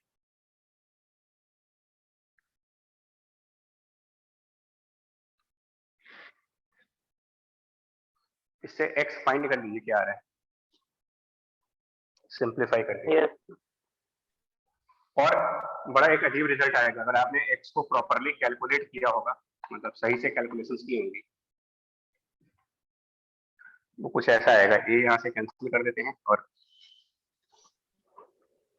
so y1 alpha L1 L2 delta T y1 alpha 1 minus y2 alpha 2 by y2 L1 plus y1 L2 upon y1 L2 plus y2 L1 ये आ रहा है। Yes sir. yes हाँ, sir तो इसमें इंपॉर्टेंट पॉइंट क्या है ना कि अगर y1 अल्फा 1 और y2 अल्फा 2 बराबर हो गए, y1 अल्फा 1 और y2 अल्फा 2 अगर बराबर हो जाएंगे तो ऑब्वियसली x की वैल्यू 0, मतलब जंक्शन जहां पे था वही रहेगा। और ये स्पेसिफिक क्वेश्चन ऑलरेडी जेई में 98 में पूछा जा चुका है, मतलब आज से करीब 20 साल पहले क्वेश्चन पूछ चुके हैं, 22 साल पहले, कि what is the criteria at which this junction point will remain stationary, and answer is y1 alpha 1 equals to y2 alpha 2। हाँ, अगर y1 अल्फा 1 छोटा है और y2 अल्फा 2 ज्यादा है तो x की वैल्यू नेगेटिव आएगी, जिसका मतलब ये हुआ कि जंक्शन पॉइंट पीछे शिफ्ट करेगा। y1 अल्फा 1 y2 अल्फा 2 से ज्यादा आ रहा, पॉजिटिव आंसर आएगा, मतलब जंक्शन आगे जाएगा। तो कुल मिलाकर के y और अल्फा का प्रोडक्ट डिसाइड करता है कि जंक्शन को लेफ्ट साइड जाना है या जंक्शन को राइट साइड जाना है, या इसको वहीं पे रहना है, स्टेशनरी रहना है।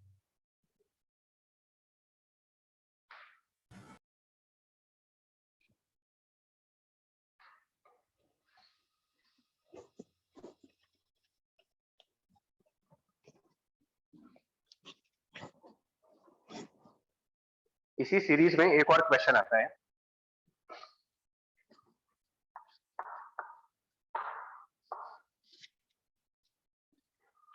अब की बार क्या कर रहे हैं, 2 वायर्स इसमें भी लेके बट उन वायर्स को साइड बाय साइड ज्वाइन कर रहे हैं, मतलब पैरेलल कॉम्बिनेशन। एक तरीके से पीछे सीरीज कॉम्बिनेशन था, आपकी 2 वायर्स पैरेलल कॉम्बिनेशन थी। So wire 1 and wire 2 parallel में कनेक्टेड, दोनों के पास सेम लेंथ है। वायर 1 के लिए Young's modulus y1 coefficient of expansion alpha 1, wire 2 के लिए यंग्स मॉडुलस y2 और कोएफिशिएंट ऑफ एक्सपेंशन अल्फा 2। और अभी हमारा टेम्परेचर T डिग्री सेल्सियस है। इसमें किया क्या गया है, दोनों वायर्स को लेफ्ट साइड पर आपस में ज्वाइन कर दिया गया है और राइट साइड को भी आपस में ज्वाइन कर दिया गया है, मतलब लेफ्ट और राइट पर ये आपस में ज्वाइंड है।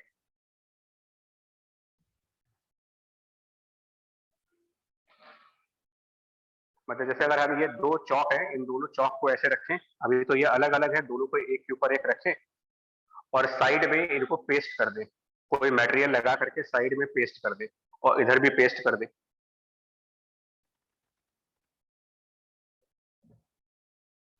और इसके बाद इसका टेम्परेचर बढ़ाते हैं।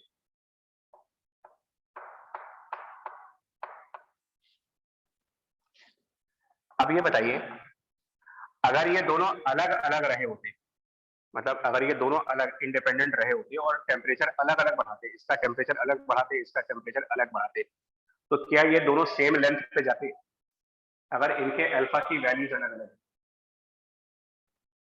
मतलब जितने, क्योंकि चेंज ऑफ लेंथ का फॉर्मूला है L alpha delta T।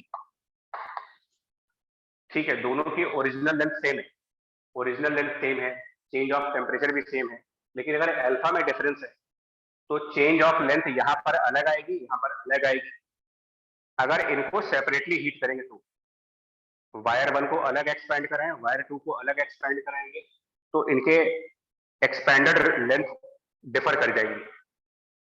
But यहाँ पर क्या हो रहा है कि क्योंकि ये साइड में कनेक्टेड है और ये भी साइड में कनेक्टेड है, तो ये आपस में कंस्ट्रेंट हो चुके हैं कि अब अगर इनकी लेंथ बढ़ेगी तो बराबर बराबर बढ़ेगी, क्योंकि ये आपस में जुड़े हुए, इनको साइड में जोड़ दिया गया है, पेस्ट कर दिया गया है, तो ये अलग अलग लेंथ पे नहीं जा सकते।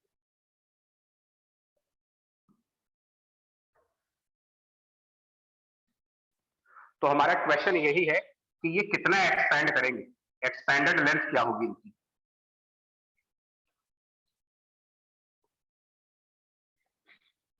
And suppose that alpha 1 is more than alpha 2, ये मान के चलते हैं अल्फा 1 मोर देन अल्फा 2 का कंसेप्ट लेके चलिए।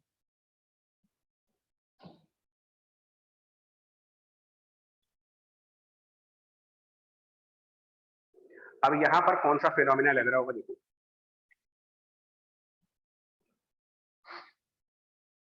थोड़ा सा मैकेनिक्स का एक प्रिंसिपल याद करिए। मैकेनिक्स का प्रिंसिपल क्या कहता है कि अगर 2 ब्लॉक एक दूसरे के कांटेक्ट में है और एक ब्लॉक v1 वेलोसिटी से चले, दूसरा ब्लॉक v2 वेलोसिटी से चले, लेकिन v1 मोर देन v2, तो इनके रिलेटिव वेलोसिटी की वजह से इन दोनों के बीच में फ्रिक्शन फोर्स आएगी और वो फ्रिक्शन फोर्स इनके रिलेटिव वेलोसिटी को अपोज कर रही है। तो जो नीचे वाला ब्लॉक है ये ऊपर वाले ब्लॉक के ऊपर एक बैकवर्ड फ्रिक्शन लगाएगा और ऊपर वाला ब्लॉक नीचे वाले ब्लॉक के ऊपर एक फॉरवर्ड फ्रिक्शन लगाएगा, एक्शन एंड रिएक्शन लॉ के हिसाब से। मतलब if there is relative motion और tendency of relative motion, relative motion हो या फिर उसकी टेंडेंसी हो, तो फ्रिक्शन फोर्स लगता है और वो उस रिलेटिव मोशन को या पॉसिबिलिटी ऑफ रिलेटिव मोशन को अपोज कर रहा होता है।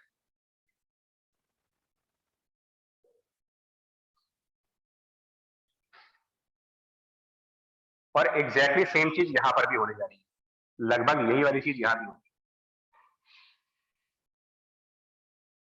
अगर ये वायर्स फ्री होते, अगर इनको आपस में कनेक्ट न किया गया होता, तो कौन सा वायर ज्यादा एक्सपेंड कर गया होता?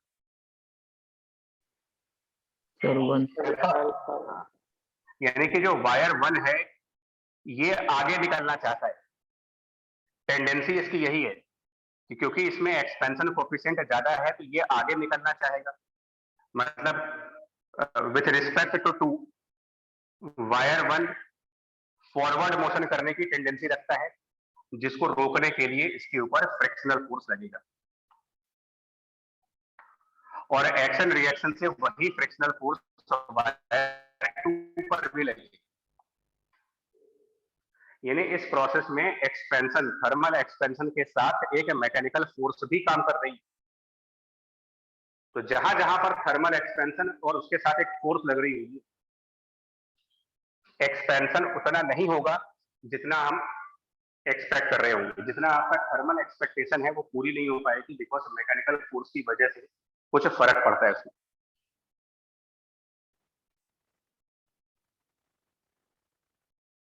नाउ वायर वन को हम कितना एक्सपेक्ट कर रहे थे, मतलब एक्सपेक्टेड रिजल्ट क्या था आपका कि अगर हम टेम्परेचर बढ़ाएंगे तो ये कितना हो जाता, तो आंसर था ये हो जाना चाहिए था L plus L alpha one delta T. But actual में क्या हुआ, ये एक्चुअली कितना एक्सपेंड हुआ, तो आंसर है L प्लस एक्स। तो जो मैं एक्सपेक्ट कर रहा था और जितना एक्चुअल एक्सपेंशन हुआ उनका डिफरेंस, एक्सपेक्टेड माइनस एक्चुअल का डिफरेंस, यानी कि L alpha one delta T minus X divided by original length into Young's modulus into area force। Wire two की एक्सपेक्टेशन थी, मतलब इसका एक्सपेक्टेड रिजल्ट होना चाहिए था, expected was L plus L alpha two delta T, but इसका actual result आ रहा है L प्लस एक्स।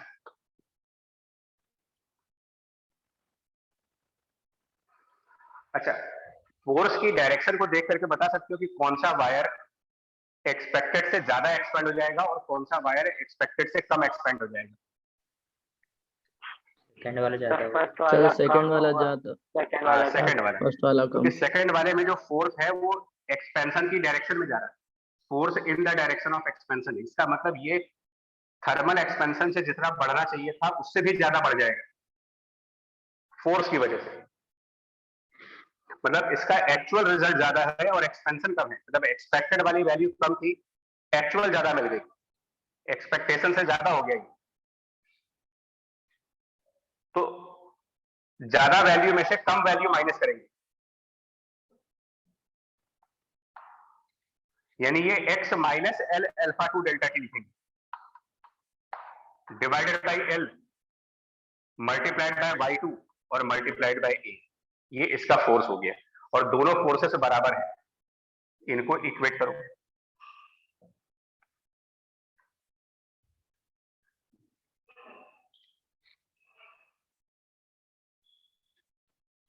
और जो आंसर बनेगा वो कुछ ऐसा बनेगा, देखिएगा। ए और ए कैंसिल, एल और एल कैंसिल, मतलब सब कुछ कैंसिल कैंसिल करने के बाद जो x की वैल्यू मिलेगी, मतलब कि एक्सटेंशन जो मिलेगा इसके अंदर,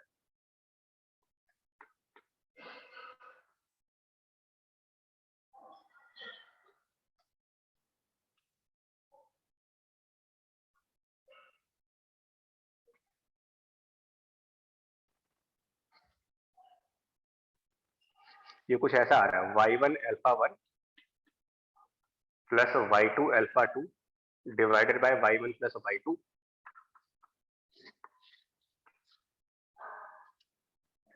into L into delta T. एक बार क्रॉस चेक कर लीजिएगा। Yes sir. Yes sir.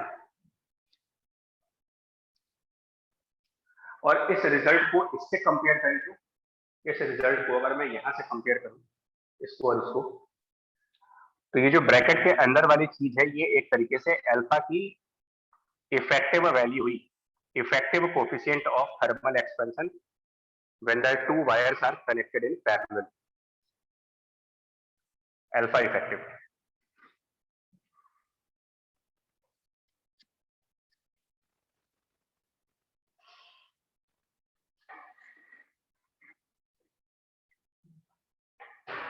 तो ये सब इसलिए मैं डिस्कस कर रहा हूँ ना, क्योंकि नॉर्मली ये सब टॉपिक्स ना तो किसी बुक में कायदे से मिलते हैं आपको। मतलब थर्मोडायनेमिक्स में लोग क्या करते हैं कि सीधा स्टार्ट हो जाते हैं काइनेटिक थ्योरी और फर्स्ट लॉ ऑफ थर्मोडायनेमिक्स के।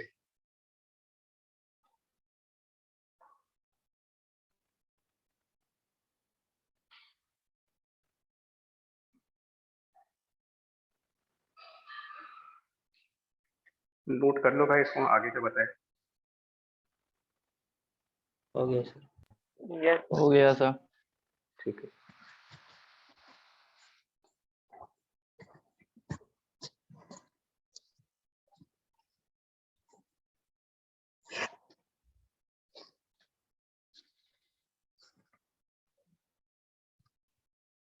थर्मल एक्सपेंशन के कुछ और एप्लीकेशन हैं।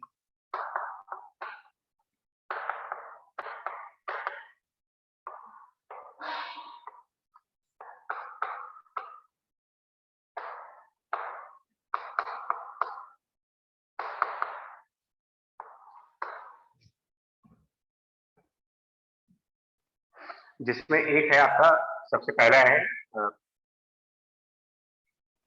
लॉस और gain in time by a pendulum.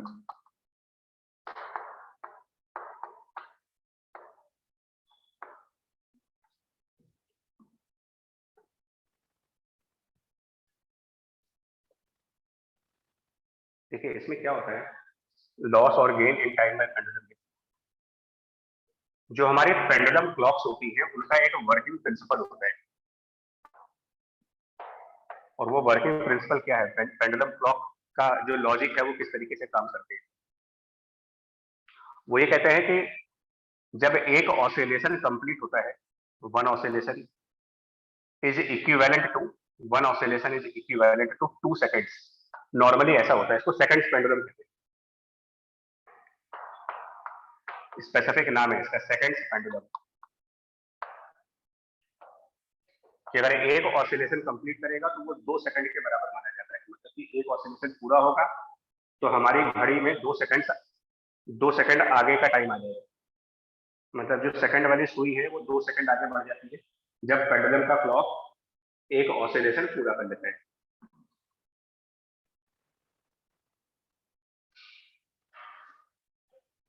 अब जो पेंडुलम्स हैं उनका time period 2 pi root of L by G है नॉर्मली। अब आपसे अगर ये कहा जाए, मतलब इसके क्वेश्चंस कुछ ऐसे होते हैं, मतलब वो कहते हैं कि लेट जो पेंडुलम क्लॉक है is calibrated at 0 degree Celsius. इस लाइन का मतलब क्या होता है कि pendulum clock calibrated at 0 degree Celsius है। तो मतलब इसका ये है, इस लाइन का जो मतलब निकलता है वो मतलब ये होता है कि 0 डिग्री सेल्सियस पर वो करेक्ट रीडिंग प्रोवाइड करेगा। कैलिब्रेशन का मतलब correct reading, correct value 0 degree Celsius पर।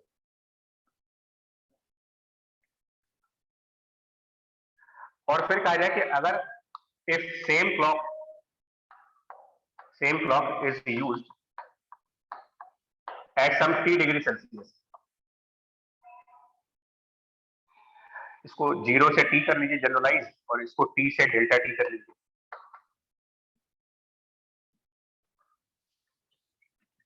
तो होगा क्या ना कि जब आप नए टेम्परेचर पे जाओगे तो उसका टाइम पीरियड बदल जाता है। क्या होता है कि जो टाइम पीरियड होगा, यार एक काम करो उसको थीटा से डिनोट कर देते हैं क्योंकि कैपिटल सी है, टाइम पीरियड आ रहा है। तो time period theta plus delta theta पे जब जाएंगे तो फॉर्मूले के हिसाब से ये लिखा जाएगा 2 pi into under root of, उसकी लेंथ बदल जाएगी, जो पहले वाली लेंथ थी वो, और प्लस उसमें एक चेंज आएगा L alpha delta theta and divided by जी।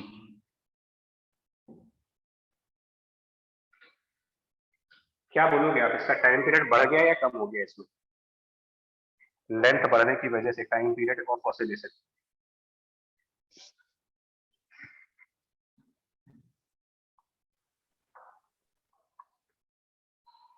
बढ़ गया।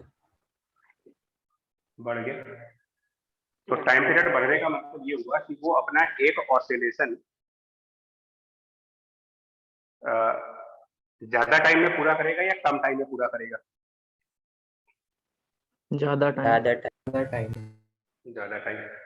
और क्लॉक की प्रोग्रामिंग इस तरीके से होती है कि वो जब भी एक ऑसिलेशन पूरा करेगा उसको 2 सेकंड माना जाएगा। मतलब क्या हो रहा है कि थीटा डिग्री सेल्सियस पर उसका एक ऑसिलेशन पूरा होने का समय 2 सेकंड का है और ये करेक्ट वैल्यू है। लेकिन हाई टेम्परेचर पे उसके टाइम पीरियड बढ़ जाने की वजह से वो अपना एक ऑसिलेशन ज्यादा समय में पूरा कर रहा है, लेकिन वो काउंट 2 सेकंड का ही होगा।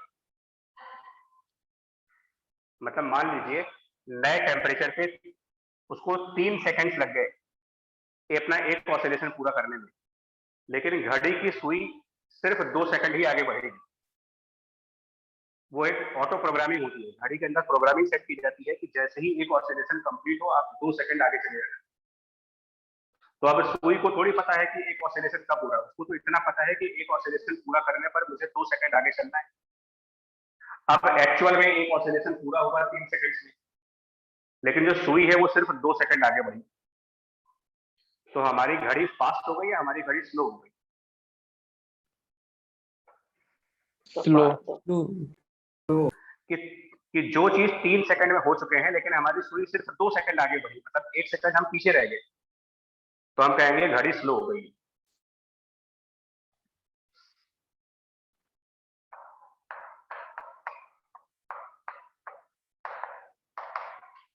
तो घड़ी अगर स्लो हो जाएगी तो हमारा टाइम लॉस हो रहा है या टाइम का गेन हो रहा है, ये भी एक क्वेश्चन आता है कि हमें पूरे दिन भर में कितना लॉस होगा या कितना गेन होगा।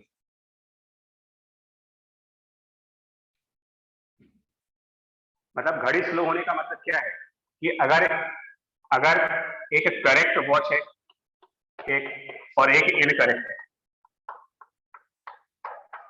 और दोनों किसी टाइम पर 12 o'clock दिखा रहे हैं, यहां पर दोनों सेम थी, ये वाली घड़ी स्लो चल रही है, ये वाली घड़ी नॉर्मल चल रही है। तो जिस समय हमारी करेक्ट वाली घड़ी मुझे 3 o'clock दिखा रही होगी, इनकरेक्ट वाली घड़ी मुझे कम दिखा रही होगी, सपोज 2 o'clock दिखा रही होगी, मतलब एक्चुअल में 3 बज रहे होंगे, आपकी घड़ी कह रही 2 बज रहे। तो कितना लॉस हुआ मुझे यहाँ पर, कितने टाइम का लॉस हो गया यहाँ? जो एक्चुअल में 3 o'clock है वो आपकी घड़ी 2 o'clock कह रही है, मतलब कि 1 घंटे का लॉस हो रहा है आपको।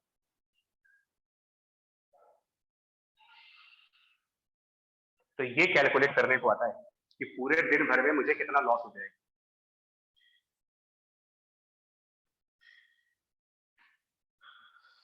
और ये कैसे निकालते हैं देखिए, जो एक्चुअल टाइम होना चाहिए था, एक्चुअल टाइम मतलब कि जो करेक्ट टाइम होना चाहिए था वो होना चाहिए था 2 pi root of L by G. इनका डिफरेंस निकाल दो आप, इन दोनों का डिफरेंस।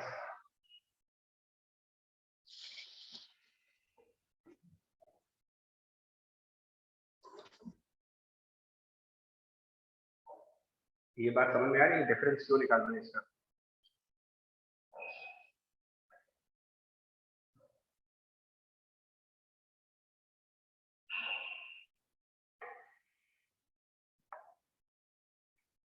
तो बोलो भाई। Yes sir.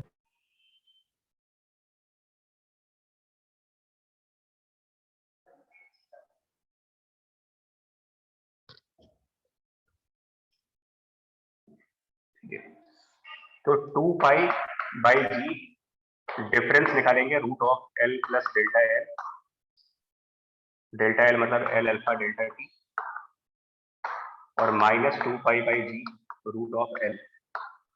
ये तो डिफरेंस हुआ, एग्जांपल के फॉर्म में समझिए ना कि ये अगर 2 सेकंड है और ये 3 सेकंड है तो आपका लॉस तो 1 सेकंड का आ रहा है, इनका डिफरेंस ही लॉस है मेरा, और divided by actual time period. तो ये आपका लॉस पर सेकंड काउंट होता है, मतलब 1 सेकंड का लॉस है। और ये पूरी वैल्यू सब कट कुट के आ जाता है, मतलब पूरा आंसर आ जाता है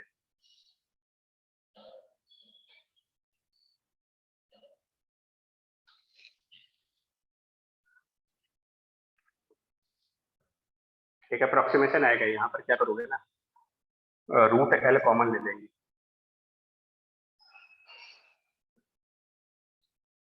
तो जब रूट एल कॉमन ले लेंगे तो यहाँ पर बचेगा 1 plus alpha delta t to the power half. उसके बाद ये सारा टर्म कैंसिल हो जाता है और यहाँ पर एक बाइनोमियल अप्रोक्सीमेशन लगा दिया, 1 plus alpha delta t to the power half के अंदर एक बाइनोमियल अप्रोक्सीमेशन।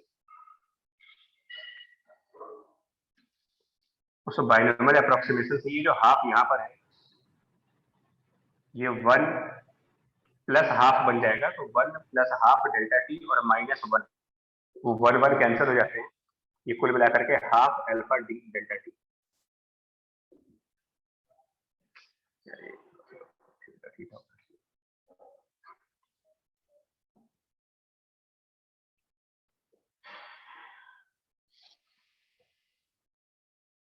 तो लॉस पर डे कैलकुलेट करना है, तो हाफ एल्फा डेल्टा थीटा को number of seconds in a day 24 hours into 60 minutes into 60 seconds per day का loss है।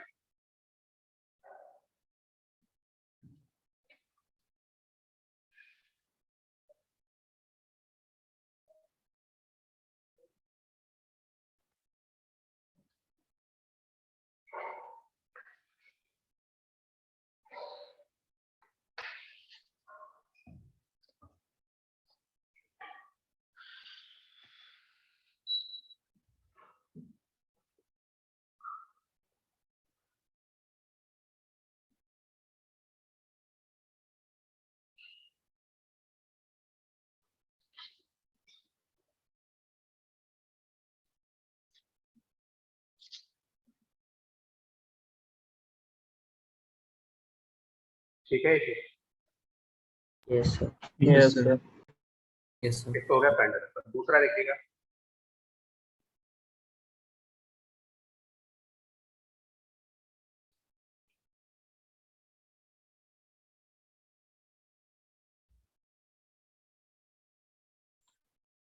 दूसरा देखना, मतलब वेट पर भी फर्क आता है। आप समझना वेट इन द लिक्विड पर कैसे फर्क आता है। सपोज अगर हमने कोई एक स्प्रिंग बैलेंस यूज किया और हमने एक मास m की बॉडी दी और वो एयर में होने का मतलब कि कोई बॉयंसी नहीं आती।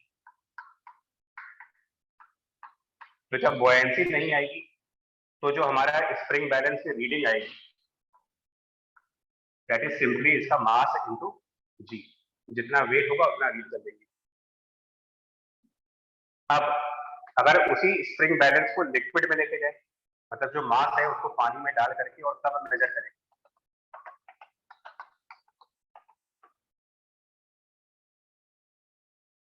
तो यहाँ पर क्या रीडिंग आएगी। मान लो लिक्विड है और वो लिक्विड किसी थीटा डिग्री सेल्सियस पर है, तो अब हम क्या रीड कर रहे हैं। तो नाउ रीडिंग इज,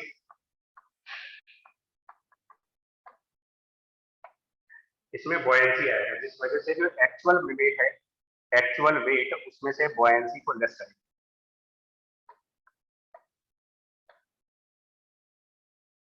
और बॉयंसी कैलकुलेट करने के लिए आर्किमिडीज का प्रिंसिपल है, that is buoyancy is equal to जितना वॉल्यूम लिक्विड का डिस्प्लेस किया जाता है multiplied by density of the liquid and multiplied by G. और क्योंकि मेरा ऑब्जेक्ट फुल्ली सबमर्ज है, पूरी तरीके से सबमर्ज है, तो जितना वॉल्यूम ऑब्जेक्ट में होगा उतना ही डिस्प्लेस भी होगा। तो V displace is the same as V object. तो V displace and V object ये बराबर होते हैं। अगर बॉडी पूरी तरीके से सबमर्ज है तो पार्शियल सबमर्ज होने में बराबर नहीं होते, लेकिन अगर फुल्ली सबमर्ज है तो ऑब्जेक्ट का वॉल्यूम और डिस्प्लेस वॉल्यूम सेम आते हैं। और ऑब्जेक्ट का जो वॉल्यूम होगा वो mass of object divided by density of object.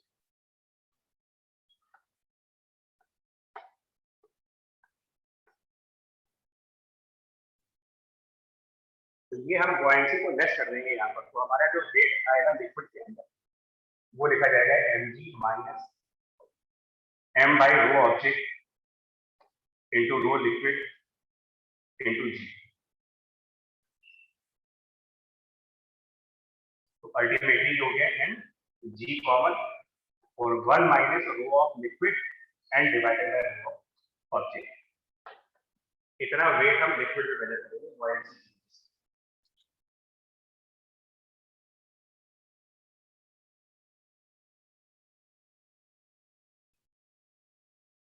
और एयर में हम ये वेट मेजर करते हैं, तो इसको सिंप्लीफाई करके ये कह सकते हो weight measured in a liquid is equal to m into g, वो वेट था जो एयर में मेजर करते हैं,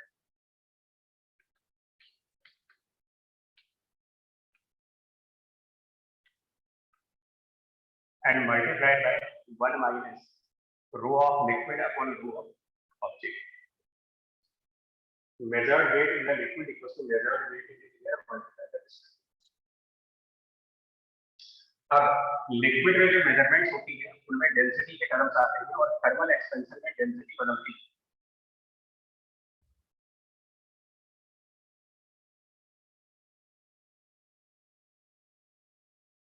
इस बात को समझिएगा। तो suppose weight measured in a liquid at some theta degree Celsius and the weight measured in the same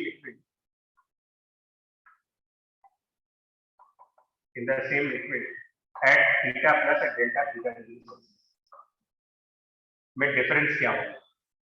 equal. So that is weight measured in here. So W air 1 minus यहाँ पर तो rho of liquid divided by rho of object है, लेकिन यहाँ पर temperature बढ़ने से density कम होती है, तो rho of liquid minus delta rho of liquid divided by rho of object minus delta rho of object.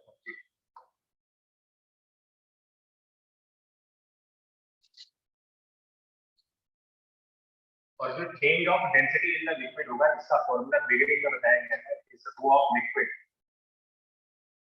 Into gamma of liquid coefficient of volume expansion into delta T. Change in the density of object is the density of object gamma of object and into delta T. Modulus wise, क्योंकि हम minus sign already use कर चुके हैं तो हम modulus करेंगे, इसके ऊपर भी क्वेश्चन बन सकता है।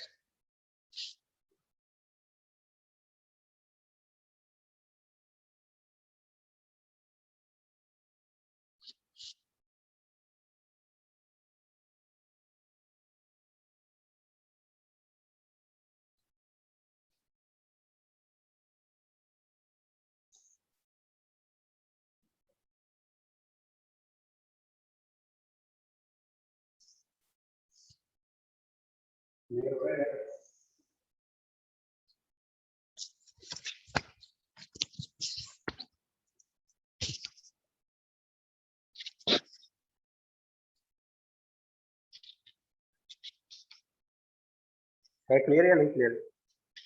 Yes, Yes, sir. sir. Yes, sir. Yes. चलिए ठीक है।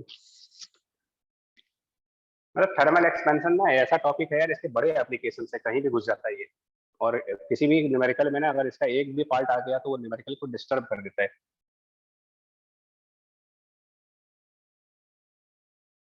तो चलो अभी आज इतना ही रखते हैं, बाकी अगली क्लास में करेंगे, इसी को कंटिन्यू करेंगे अभी और कैलोरीमेट्री को।